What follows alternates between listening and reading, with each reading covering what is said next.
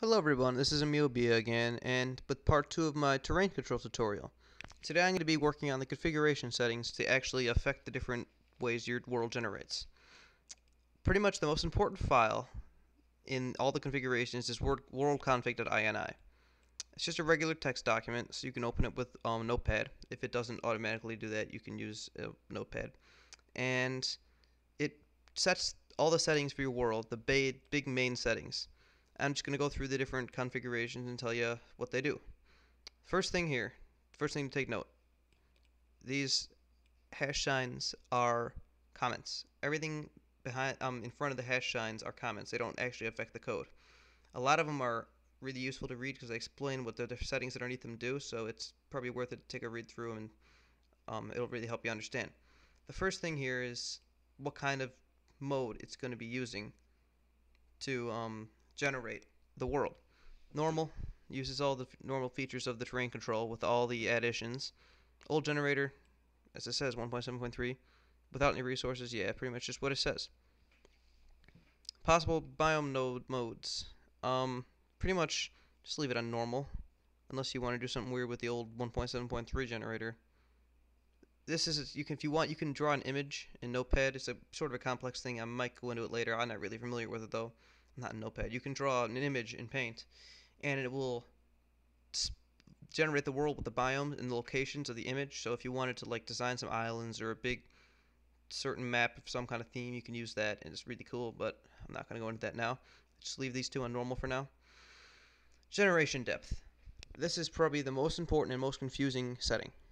Spend the most time on it. Pretty much, the world generates, okay, and it's really hard to explain.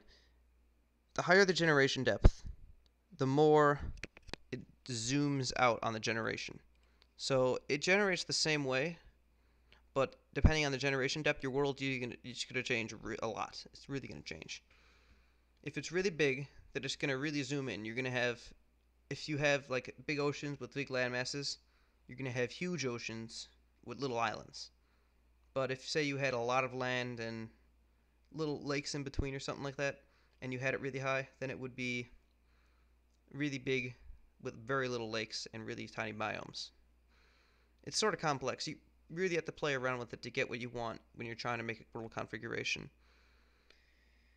10 is the default. It's actually pretty good. You can change it around to suit what you need, and pretty much the only way you really find that out is trial and error. Biome rarity, scale. In each biome setting, there's a different rarity value, and this is just the maximum. So like out of 100. So from the number, say you can do it differently. Just normally leave it at 100%. Land rarity, pretty much what it says. How much land? Well, actually, no. It's the inverse of what you think it might be. That means not like 90% of the world. 97% of the world is going to be land, but not really 97%. They think it runs on a logarithmic scale, but you don't have to understand that. But it's really, if you get down to 50, pretty much your whole world's going to be water. And if you're up at like 99.5, you might not have a lot more water than you might imagine. So another one you have to play around with. 97, pretty standard. Land size, it's at 0 standard. It can help do a lot of stuff for your map, but honestly, it's not like you're not going to have any land if it's at 0. It's another thing you have to play around with. Land fuzzy, like it says, make more lakes, and has to be from size 0 to generation depth. Those are just the constraints on the different fields. Ice rarity, how rare ice is.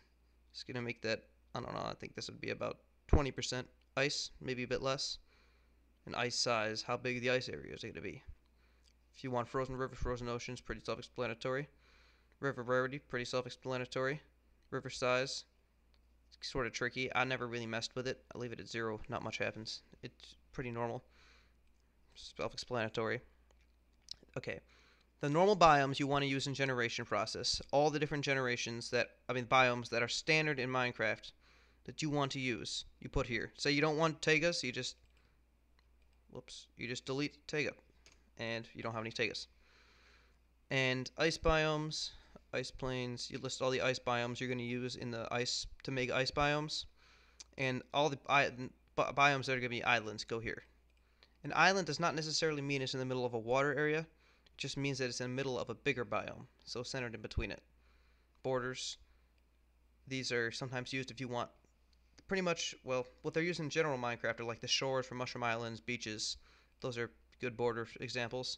But you can sometimes use them in more specialized cases as like mountain edges, and then you have an island of mountain peaks in the middle, but that's sort of more complex.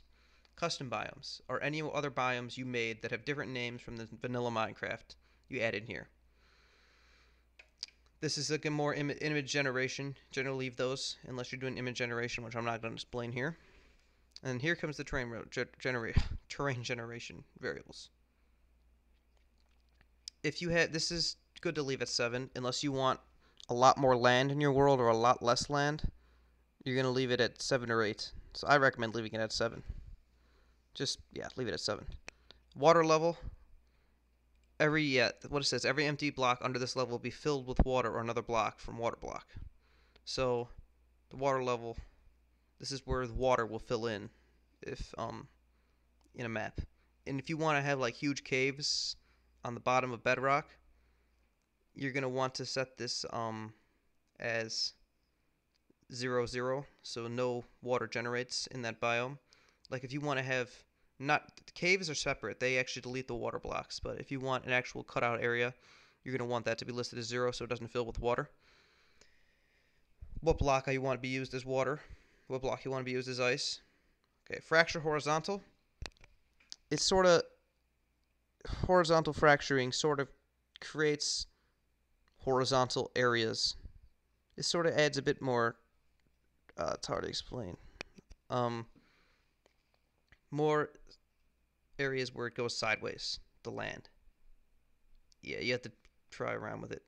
And same with fracture vertical, it does some crazy spires and stuff. But yeah, you have to play around with it. Yeah, what it says. Read the descriptions, they really help. Remove surface stone. I don't know, this doesn't do much, but apparently it'll move any stone away from like what you're supposed to have on the top of it. If you don't want bedrock, you turn this to true. It's like on the nether when you want ceiling bedrock, you turn this to true. If you want to not have like the bumpy bedrock on the bottom of the world, you just want one flat layer, you turn that to true. And the layer that bedrock generates it. Enable strongholds, villages, mine shafts, pyramids, and nether fortresses. Why is that on false? Oh, that's unfortunate. Whatever. Okay. Pretty self-explanatory. I never really played around with this, but it sort of changes the colors of fog and stuff. Yeah, it only works for the single player version, which I'm not working about, so I've never touched it. Doesn't do much. These are for custom objects, which I'm going to go into in the next couple videos, maybe. If you want to be able to put custom objects in, turn this to true. And this is sort of pretty good to leave as standard unless you're doing some weird stuff. I don't really touch this, honestly. It won't do much. This is sort of self-explanatory. If you're planting a sapling, the chance that it's going to grow a custom tree or a normal tree, 50%, you know. Underfill. This could be actually good to turn to true, because sometimes custom objects have a tendency of, like if you have a tree, underneath the tree it'll dig down and fill in all the area underneath it in like caves and stuff with dirt, which is something problem. I never actually played with this. Maybe this will fix that. I don't know. Caves, cave rarity, just sort of 7 sort of default pretty much. Cave frequency and cave rarity are sort of different. You have to read the descriptions about that. I sort of leave them as standard unless I want more caves when I just turn cave rarity, or I mean cave frequency up. Sorry. I normally leave the cave min and max altitudes the same, or else you get really weird bedrock problems or lots of disruption of the upper layers of the world. Never mind. Just, yeah. Okay, sorry. Individual cave rarity, if you want little pocket caves. Just leave this alone, I guess. This is more, all this pretty much is trial and error with caves, because there's no exactly standard way that this works. There's no, like, 25% of the land will be caves. No, it's sort of just like generator settings. So you just play around with this if you want more caves or less caves. I normally leave it standard when I'm doing stuff. Canyons, canyon rarity, min-max altitude, length, min length, max length, and depth. Just same thing, play around with it. And this is for the old biome generators. And I don't touch it. So that's the world config. Sorry if I wasn't very clear at some points, but I do hope this helped. If there's anything you need more explaining, leave a comment. I'll get back to it as soon as I check my email. Thank you so much. If you liked it, leave a like. If you disliked it, I guess you can leave a dislike. If it was your favorite it. And if you really want to see more, subscribe. Thank you so much for watching.